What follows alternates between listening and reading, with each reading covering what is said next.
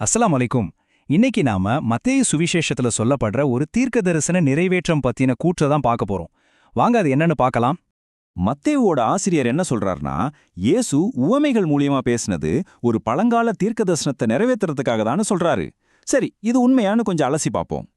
அப்போ இந்த கூற்றுக்கு ஆதாரம் எங்கிருந்து வருது பாத்தீங்கன்னா, மத்தேயு இதற்காக சங்கீதம் 78 மேற்கோள் காட்டுறாரு. முதல்ல அந்த சங்கீதம் என்ன சொல்லுதுன்னு பாப்போம். இங்கதான் ஒரு ரொம்ப முக்கியமான விஷயத்த நாம கவனிக்கணும். இந்த சங்கீதம் ஒரு தீர்க்க தரிசனம்னே சொல்லப்படல. அதுக்கு பதிலா இது ஒரு மஸ்கீல்னு அழைக்கப்படுது. அப்படின்னா என்ன? இது ஞானத்தை போதிக்கிற ஒரு அறிவுறுத்தல் பாடல், அவ்வளவுதான். இதுதான் அந்த சங்கீதத்துல வர்ற மூல வரிகள். நல்லா கவனிங்க. இது எதை பத்தி பேசுதுன்னா, ஏற்கனவே எல்லாருக்கும் தெரிஞ்சு தலைமுறை தலைமுறையா சொல்லப்பட்டு வர்ற பூர்வகாலத்து மறைபொருட்கள் பத்தி தான் பேசுது தவிர வேற எதுவும் இல்ல.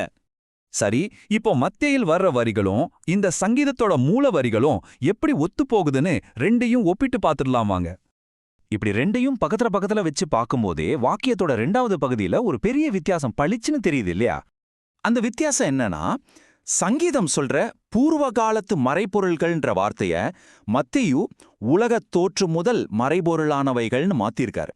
இது சாதாரண வார்த்தை மாற்றம் இல்ல, முழு அர்த்தத்தையுமே தலைகீழா மாத்துற ஒரு விஷயம். அப்போ இந்த வார்த்தை மாற்றம் அர்த்தத்தை எப்படி முழுசா மாத்துது? நாம பேசிட்டு இருக்கிறது எல்லாருக்கும் தெரிஞ்ச ஒரு வரலாற்று பாடமா, இல்ல இதுவரைக்கும் யாருக்குமே தெரியாத மறைக்கப்பட்ட இரகசியங்களா? இதுதான் இங்க நாம கேட்க வேண்டிய முக்கியமான கேள்வி.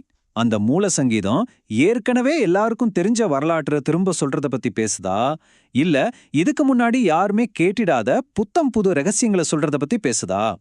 இந்த ரெண்டுக்கும் நடுவுல இருக்கிற முரண்பாடு ரொம்ப தெளிவா தெரியுது. சங்கீதத்தோட நோக்கம் ஏற்கனவே பொதுவா தெரிஞ்ச வரலாற்ற அடுத்த தலைமுறைக்கு சொல்றது. ஆனா மத்தேயுவோட பதிவு என்ன சொல்லுது? அதுவரைக்கும் யாருக்குமே தெரியாத மறைக்கப்பட்டிருந்த விஷயங்களை இயேசு வெளிப்படுத்தினார்னு சொல்லுது. இத பார்க்கும்போது இது எதேச்சியா நடந்த ஒரு தப்பு மாதிரி தெரியல. வேணும்னே திட்டமிட்டு செய்யப்பட்ட மாற்றமா இருக்குமோன்னு தோணுது. சரி, ஒருவேளை இது ஒரு மொழிபெயர்ப்பு பிழையா இருக்க வாய்ப்பு இருக்கா? ஒரு மொழிபெயர்ப்பு பிழைனா காலப்போக்குல பல பதிப்புகள்ல அதை சரி செஞ்சிருப்பாங்க. ஆனா இங்க பாருங்க, மத்தேயு 13:35 இருக்கிற இந்த வரிகள் இன்னைக்கு இருக்கிற பெரும்பாலான முக்கிய மொழிபெயர்ப்புகள்லயும் அப்படியே தான் இருக்கு.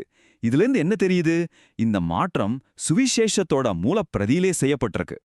ஆக இந்த வாதத்தை நம்ம சுருக்கமா இப்படி சொல்லலாம். மத்தேயுவோட ஆசிரியர் ஒரு அறிவுறுத்தல் பாடலை எடுத்திருக்கிறாரு. அதுல இருக்கிற முக்கியமான வார்த்தைகளை மாத்தி அதோட முழு அர்த்தத்தையுமே மாத்திட்டாரு. எதுக்கு? இயேசு ஒரு தீர்க்க தரிசனத்தை நிறைவேற்றின மாதிரி ஒரு தோற்றத்தை உருவாக்குறதுக்காக. அப்போ இந்த பகுப்பாய்வு கடைசியில நம்ம முன்னாடி ஒரு ஆழமான கேள்வியை வைக்குது. ஒரு தீர்க்க தரிசனம் நிறைவேறின மாதிரி ஒரு தோற்றத்தை உண்டாக்க வேதமே மாற்றப்பட்டிருக்குன்னா, இந்த ஏமாற்று வேலை இறைவனிடமிருந்து வந்ததுன்னு எப்படி நம்ப முடியும்? இத பத்தி நீங்க தான் யோசிச்சு பார்க்கணும். அஸ்ஸலாமு அலைக்கும்.